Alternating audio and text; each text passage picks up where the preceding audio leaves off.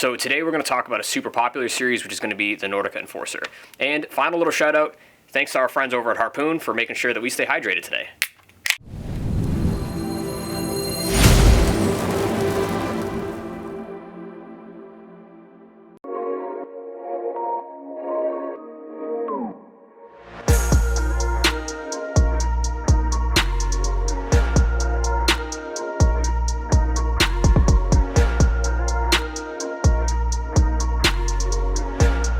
So, as I previously mentioned, today we're going to talk about the Nordica Enforcer.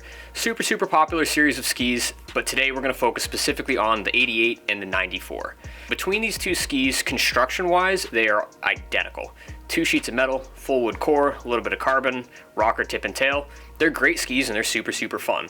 But more often than not, we get the question of, well, they're so similar, how are they different, and how do I make a decision as to which one is going to be best for me? Same, but different. So one of the first questions you might ask is, well, why choose the Nordica Enforcer in the first place? There's something that no matter where you are on the mountain, you're gonna have a lot of fun on them.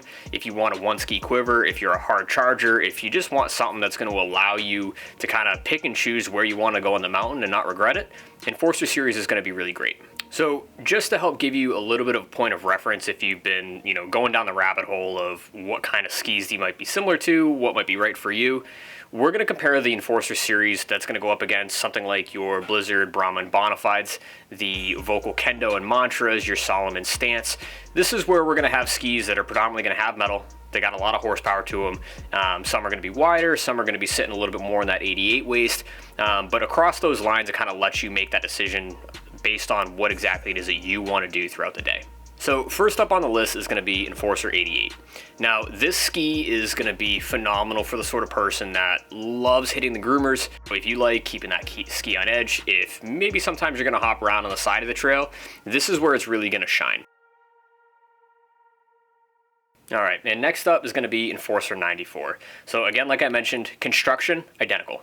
So same shape, same everything. It's going to be a little bit wider. So what that means for you is the ski is a little bit heavier. The 94 is going to be one of those skis where if you like having that additional bit of float, if you're the kind of person, as far as East Coast goes, if you're spending your time at Jay and Killington, you want to go hang out in the trees, you want that extra bit just to keep you up on top, 94 is really going to shine. Amongst our testing, and this year when we were up at Waterville, what we found was that the 94 had a tendency to really blast through crud. So that little extra bit of ski underneath your foot, just let you have that, comfort of being able to charge right through all that junk that winds up out there. Whereas the 88 shined a little bit better on some of those softer snow, the groomers, where you're not really having to play around with too much stuff out there. One of the other things to note is that the 94 does come in a 191. So if you prefer really tall skis, or if this is going to be more so your second ski where you have that extra width, so at that point you're trying to get that extra bit of float out of something bigger, that additional surface area could make a really big difference for you. Now the question, how do I make a decision as to which ski is right for me? So again, they're super similar, but there are some pretty distinct differences between them.